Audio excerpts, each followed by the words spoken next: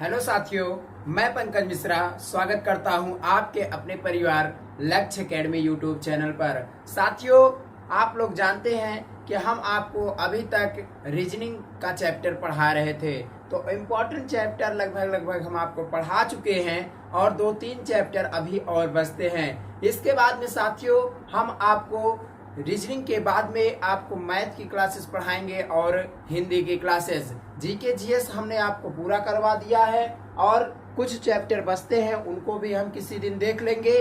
बाकी जो भी इम्पोर्टेंट चैप्टर हैं उनको हम पूरा करा देंगे। ठीक है साथियों, तो आज हम मैथ के कुछ बेसिक नॉलेज के बारे में पढ़ेंगे। साथियों, हमें मैथ से पढ़ने के पहले मैथ का हम पहला चैप्टर पढ़ते हैं, नंबर सिस्टम। क्या पढ़ते हैं? नंबर सिस्टम, यानी कि संख्या पद्धति। तो नंबर सिस्टम को पढ़ने से पहले संख्या पद्धति को पढ़ने से पहले हम कुछ इम्पोर्टेंट चीजों के बारे में जानेंगे, क्योंकि साथियों इसी के ऊपर टोटल सब कुछ होता है, पूरा डिपेंड करता है बेसिक नॉलेज के ऊपर। और साथियों, अभी तक आपने हमारे चैनल को सब्सक्राइब नहीं किया है तो बिल्कुल आप अभी मत करिए। अगर आपको वीडियो अच्छा लगे, अगर इस वीडियो से आपको कुछ सीख मिलती है, तब आप जो है चैनल को सब्सक्राइब करके बेल आइकन भी दबाइएगा, ताकि हम जो भी वीडियो अपलोड करें तो आपके पास सबसे पहले पहुंचे। क्लियर साथियों? तो हम जानेंगे संख्या पद्धति के बारे में। संख्या पद्धति यानी कि साथियों इसमें अंकों का खेल होता है। जो भी छोटे से लेकर के बड़े अंक होते हैं उन्हीं का इसमें टोटल पूरा इसी में खेल होता है। तो साथियों हम ये देखेंगे कि संख्या पद्धति किस प्रकार से शुरू होती है। संख्या पद्धति में कुछ अंक होते हैं, नंबर दिए रहते हैं, जिनका आपको ज्ञान होना चाहिए। जैसे सबसे पहले हम जानेंगे प्राकृतिक संख्या।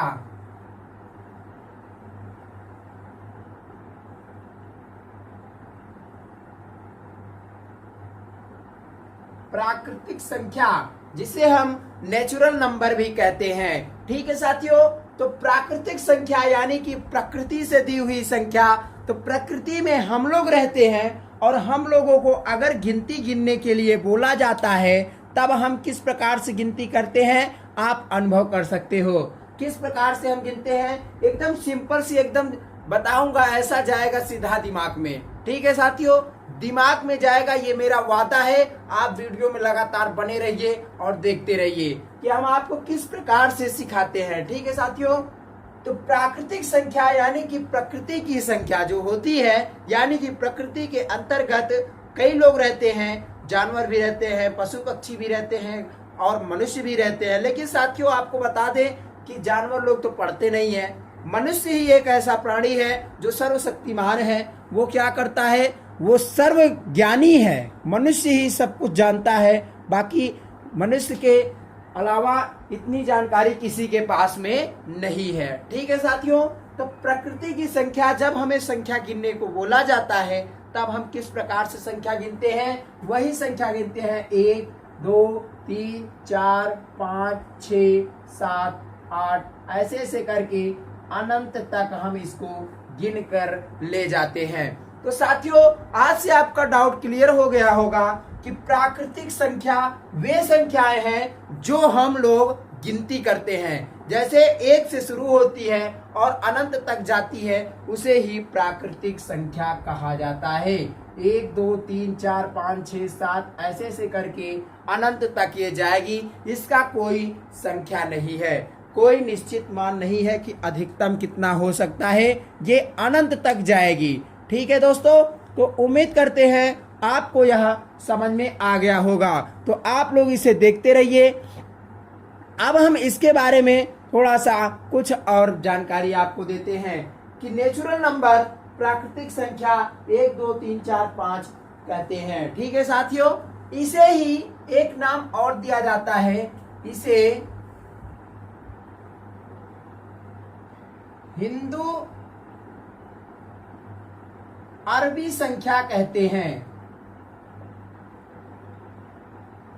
अरबी संख्या कहते हैं। इसे हिंदू अरबी संख्या भी कहा जाता है। क्यों साथियों? क्योंकि यह एक अपने अरबी भाषा से लिया गया है, इसीलिए इसे अरबी संख्या कहा जाता है। हिंदुओं की भाषा हिंदू अरबी संख्या। साथियों, यह क्वेश्चन कई बार एग्जामों में आया हुआ है, तभी से प्राकृतिक संख्या का मोल भाव बहुत ज्यादा हो गया, बहुत ज्यादा डिमांड होने लगा और एग्जामों में डायरेक्ट भी पूछा जाता है कि प्राकृतिक संख्या निम्नलिखित में से कौन है। हिंदू अरबिक संख्या, प्रथम 50 हिंदू अरबिक संख्या का औसत बताइए। तो साथियों, औसत यदि आपको पता है तो बता देंगे, अगर आपको नहीं पता है तो हम आपको पढ़ाएंगे और पूरी तरह से पढ़ाएंगे कि एक बार में सीधा दिमाग में। ये तो मेरा हर एक वीडियो में चैलेंज रहता है साथियों, वीडियो में मेरे क्वालिटी हो या ना हो। ये आप लोग बोलते हो सर वीडियो में क्वालिटी नहीं है, कोई बात नहीं, आपको हम बता देते हैं। जब आप YouTube ओपन करोगे तो YouTube में यहाँ पर 3 डॉट बना रहता है। 3 डॉट पे जब आप क्लिक करोगे तो यहाँ पर क्वालिटी आ जाएगा, यहाँ पर नीचे बॉक्स में क्वालिटी बन के आ जाएगा। क्वालिटी पर जब आप क्लिक करोगे तो उसको 360 पर कर दीजिए। क्या कर दीजिए? 360 पर करेंगे, एकदम बेस्ट क्वालिटी दिखेगा। और अच्छा देखना चाहते हैं तो उसका लेवल और बढ़ा दीजिए, वो दिखाई देने का क्वालिटी बताता है। ठीक है साथियों, वो तो आपके हाथ में है, आप किस प्रकार से देखना चाहते हैं उस प्रकार से आप देख सकते हो। ठीक है साथियों, तो इसे ही क्या कहा जाता है? प्राकृतिक संख्या। अब आ जाता है साथियों दूसरे नंबर पर पूर्ण संख्या। क्या कहते हैं? पूर्ण संख्या।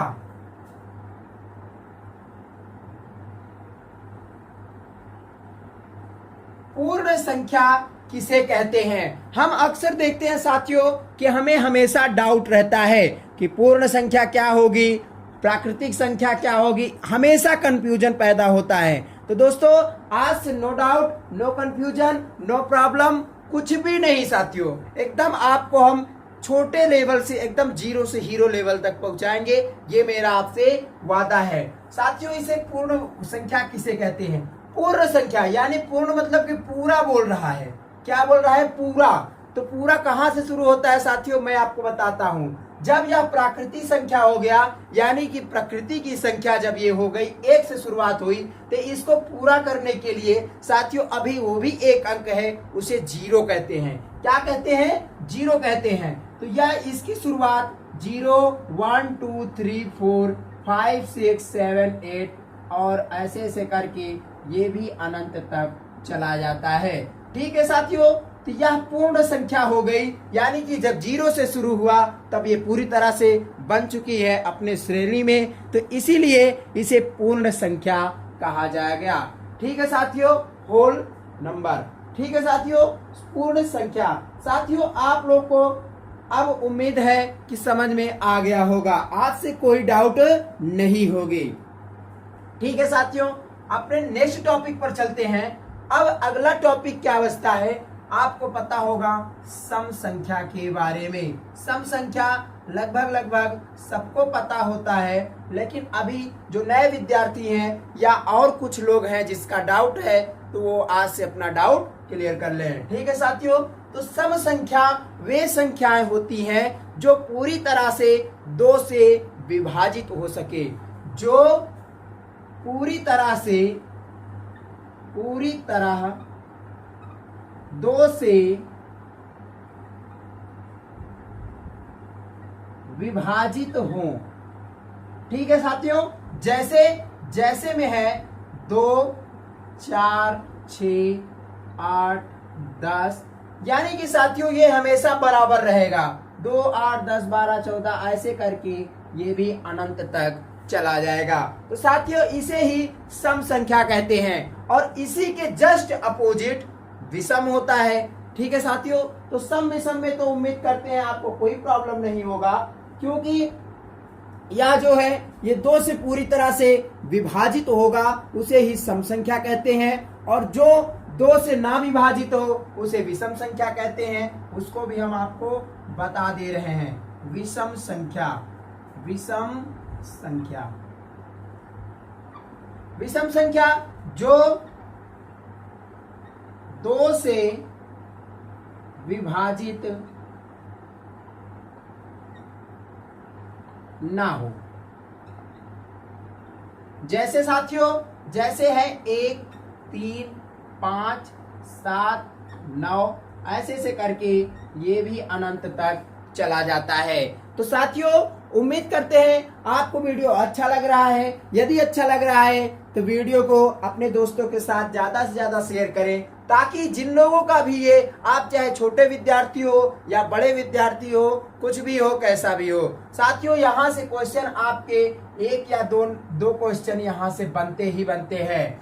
चाहे जैसे आप कर लो, यहाँ से ना सही, नंबर सिस्टम यानी संख्या पद्धति के अंतर्गत से ही सही, लेकिन क्वेश्चन उठेगा तो इसी में से उठेगा। तो साथियों, आप यहाँ से गांठ बांध लो कि आपके 2 नंबर पक्के हो चुके हैं। ठीक है साथियों, तो आप लोग इसको नोट डाउन करिए और हम आपको और आगे ले चलते हैं।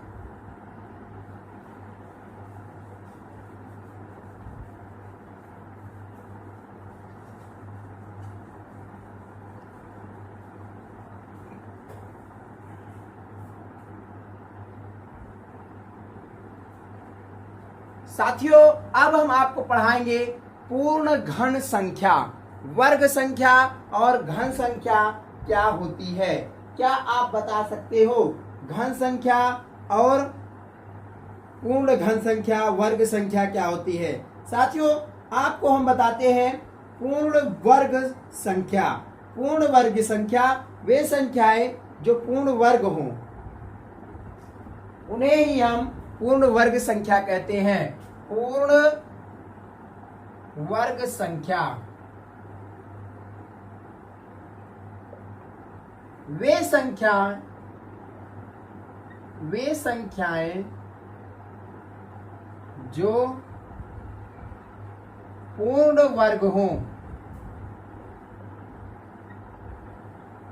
पूर्ण वर्ग हो, यानी कि साथियों वो किसी का पूरी तरह से वर्गमूल हो। यानी कि जैसे आप 2 का पहाड़ा पढ़ते हैं तो 2 दूना 4 ऐसा होता है, उसी को पूर्ण वर्ग संख्या कहते हैं। तो इसमें 1 भी आता है, 1 एकम में 1 तो 1 हो जाएगा, 2 दूना 4 तो 2 नहीं लिखा जाएगा, इसमें 4 लिखा जाएगा, क्योंकि 4 आ रहा है। 4 2 का वर्ग है, पूर्ण वर्ग है, इसीलिए इसे पूर्ण वर्ग संख्या नाम दिया गया है। ठीक है साथियों, उसके बाद में आता है 3 तिहाई 9,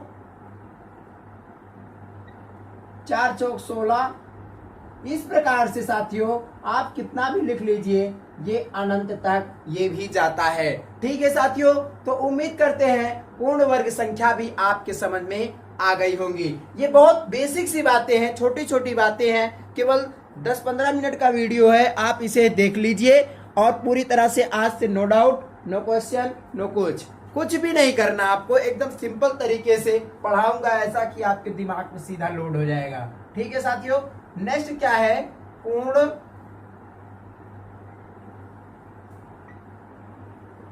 घन संख्या। वे संख्याएं साथियों जो पूरी तरह से पूर्ण घन हो, वे संख्याएं जो पूर्ण घन हो, जिनका घन भी पूर्ण संख्या से कटे। वे संख्याएं जिनका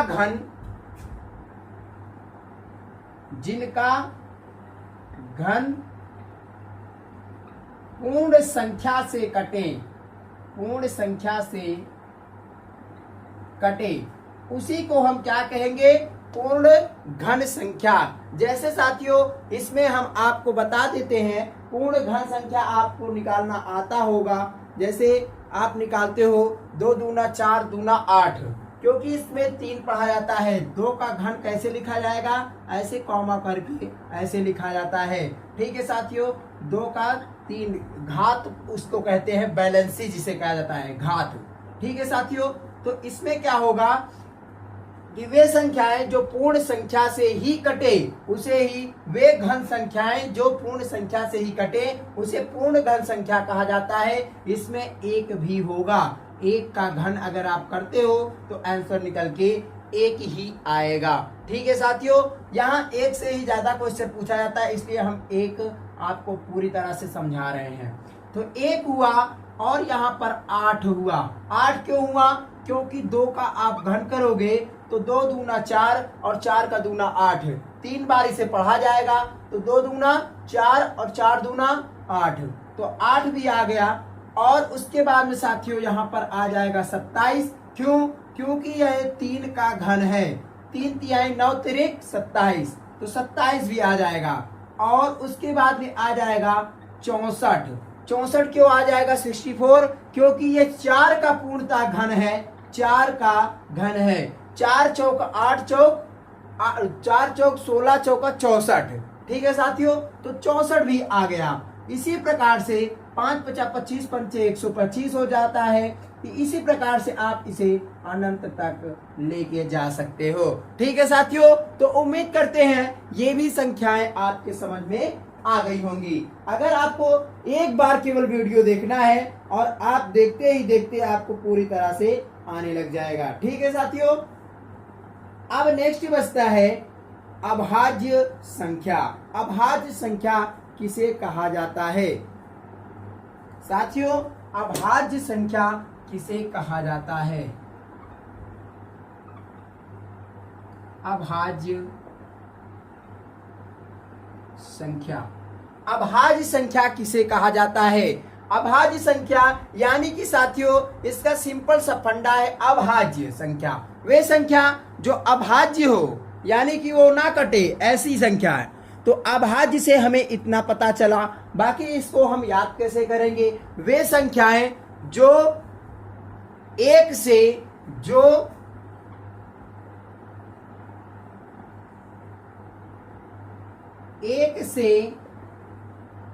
या स्वयं से कटे। जो संख्या एक से या स्वयं से कटे उसे ही अभाज्य संख्या कहा जाता है, या कम से कम उस संख्या के 2 गुणनखंड हो, या उस संख्या के 2 गुणनखंड हो।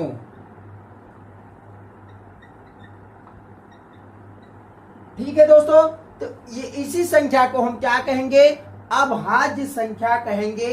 जो उसी संख्या से या एक से कटे उसे ही हम अभाज्य संख्या कहेंगे। जैसा कि साथियों आप लोग जानते हो कि अपना आ जाता है एक नहीं होगा साथियों। एक जो स्वयं से कटे या एक से कटे एक नहीं होगा। इसमें नियम में हमने आपको क्या लिखवाया? इस नियम को ज्यादातर लोग याद करते हैं कि जो संख्या एक या स्वयं से कटे उसे ही अभाज्य संख्या कहते हैं। लेकिन जब आपके एग्जामों में दिया जाता है कि सबसे छोटी अभाज्य संख्या बताइए, तब आप क्यों 2 आंसर क्यों देते हो? बताइए हमें। 0 से जीनियस तक के बच्चों की हम बात कर रहे हैं, दोस्तों की, अपने साथियों की बात कर रहे हैं कि जब सबसे छोटी अभाज्य संख्या पूछा जाता है तब आप 2 आंसर क्यों देते हो? इसका रीजन क्या है मैं बताता हूं। 2 आप इसलिए आंसर देते हो कि यह अभाज्य संख्या इस नियम के अनुसार तो देखा जाए, नियम में आपने क्या याद किया कि जो एक या स्वयं से कटे, तो साथियों एक जो है एक से तो कट ही जाएगा और स्वयं यानी एक से फिर भी कट जाएगा, तो यानी कि एक होना चाहिए ना आंसर। लेकिन आप लोग 2 क्यों देते हो साथियों? इसलिए हम आपको थोड़ा सा और मैच करवा दिए ताकि आपको आज से कोई प्रॉब्लम ना हो। No doubt no drama. ठीक है साथियों, इसमें कोई डाउट नहीं होगा आपको। उस संख्या के 2 गुणनखंड हो। क्या हो? उस संख्या के कम से कम 2 गुणनखंड हो, तब जाकर के वह होगा। ठीक है साथियों, 2 गुणनखंड हो, 2 संख्याएं गुणनखंड हो। जैसे यहाँ पर हो जाता है 2, क्या हो जाता है यहाँ पर हो जाता है आपका 2 के बाद में साथियों यहाँ पर हो जाता है 5 7 11 13। अब आप इसे जब देखोगे तो 2 को अगर आप गुणनखंड करोगे इस नियम के अनुसार, तो 2 का एक तो ये गुणनखंड हो जाएगा, 1 से कट जाएगा, और एक दूसरा ये 2 से स्वयं से कट जाएगा। 5 को देखेंगे तो साथियों 5 स्वयं से कटेगा और 1 से कटेगा, इसके भी 2 गुणनखंड हो जाएंगे। लेकिन जो एक मैटर करता रहा है साथियों अभी तक में, तो 1 को जब आप ऐसा लिखोगे तो 1 का गुणनखंड हो भी जाएगा और यहाँ भी 1 आंसर आएगा, तो इसीलिए यह गलत हो जाता है। ठीक है दोस्तों, तो उम्मीद करते हैं आपको यह चीजें भी समझ में आ गई होंगी। ठीक है दोस्तों, तो आप लोग इसे नोट डाउन करिए, तब तक हम आपको और आगे ले चलते हैं। तो साथियों उम्मीद है कि आप इसे नोट कर लिए होंगे। अब आपको हम और आगे ले चलते हैं। आप टेंशन मत लीजिए, आज से आपका इस चैप्टर से कोई भी डाउट ही नहीं होगा। हम आपको पूरी तरह से जिम्मेदारी के साथ में साथियों एकदम दिमाग में भरने की बात जब कर दिए तो एकदम दिमाग की मेमोरी आज से लोड हो जाएगी। ठीक है साथियों, अब यहाँ पर देखेंगे अभाज्य संख्या के बाद में आ जाता है भाज्य संख्या।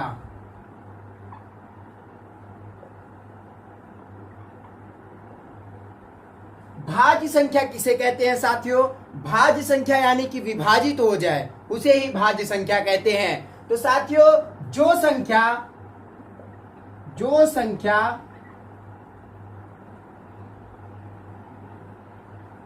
किसी भी संख्या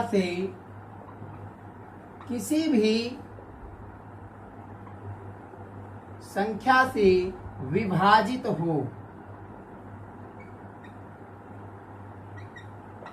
उसे ही हम भाज्य संख्या कहते हैं। या अर्थात में बता दे रहे हैं जिनके 2 से अधिक गुणनखंड हो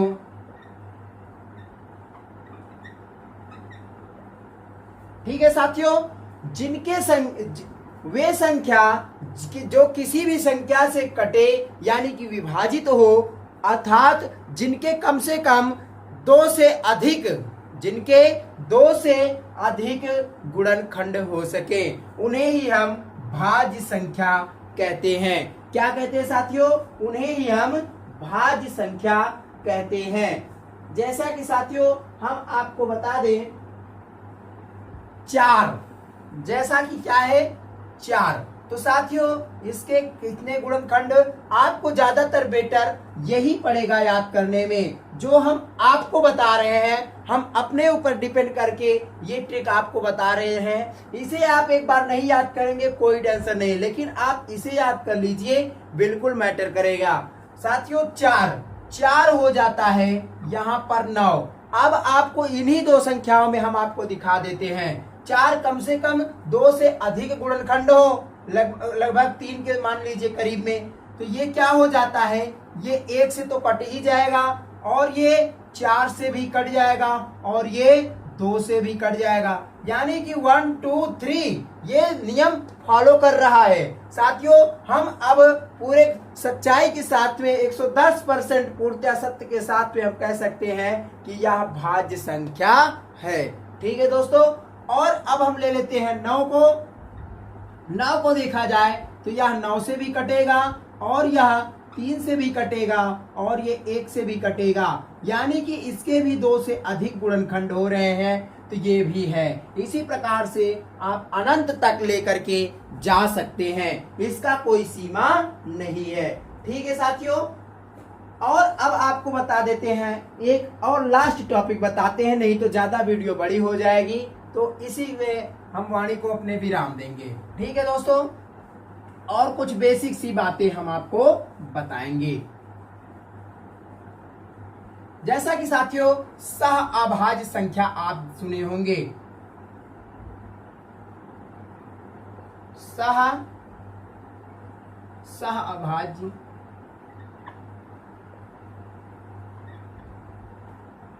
संख्या। क्या साथियों? सह अभाज्य संख्या। तो इनमें करना क्या होता है, वे दो संख्याएं नहीं, वे 2 संख्याएं, इसमें 2 संख्याओं का खेल होता है, क्योंकि हमें एलसीएम और एचसीएफ निकाला जाता है, लोवेस्ट कॉमन फैक्टर और हाईएस्ट कॉमन फैक्टर। तो साथियों सह अभाज्य संख्या वे दो संख्याएं, वे दो संख्याएं जिनका HCF एक हो। क्या साथियों? जिनका HCF एक हो। जैसा कि साथियों हम आपको बताएं, जैसे में आप ले लेते हैं यहां पर 23 और 24, ठीक है दोस्तों। तो इसका भी HCF एक ही निकल के आएगा। यहां पर ले लीजिए 1 7, इसका भी HCF एक ही निकल के आएगा। तो HCF जिन संख्याओं का एक आए वह क्या है? सह अभाज्य संख्या। क्यों दोस्तों? क्योंकि मैं बताता हूं आपको, दोनों नंबर एक ही अंक से कटेंगे। आप काट के देखिए, 1 से 23 बार में 23 कट जाएगा, 24 बार में 24 कट जाएगा, यानी कि इसका HCF एक ही होगा। बेसिक फॉर्मूला है यार, कुछ लोग उसको सॉल्व करते करते करते करते थक जाते हैं और एलसीएम और HCF नहीं ज्ञात कर पाते। हम आपको बता तो रहना, चैलेंज के साथ में एक एक बार केवल देखना है आपको, बस पूरा सब खत्म।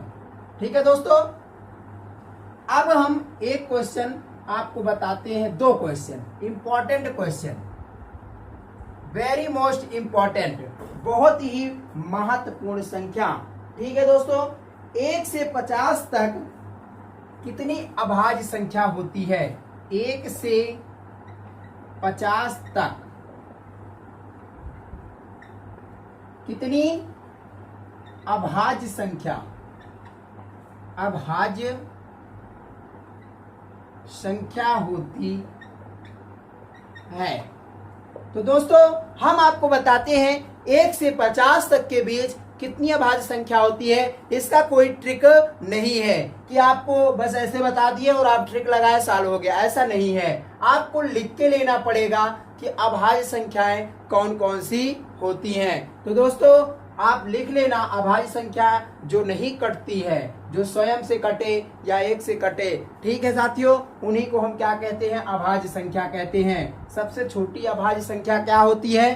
2 होती है, आपको हम बता ही चुके हैं। तो कितनी होती है साथियों? ये होती है 15 संख्या।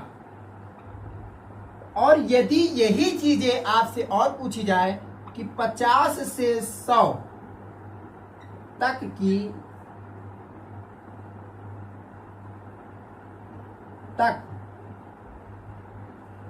के बीच कितनी अभाज्य संख्या होती है?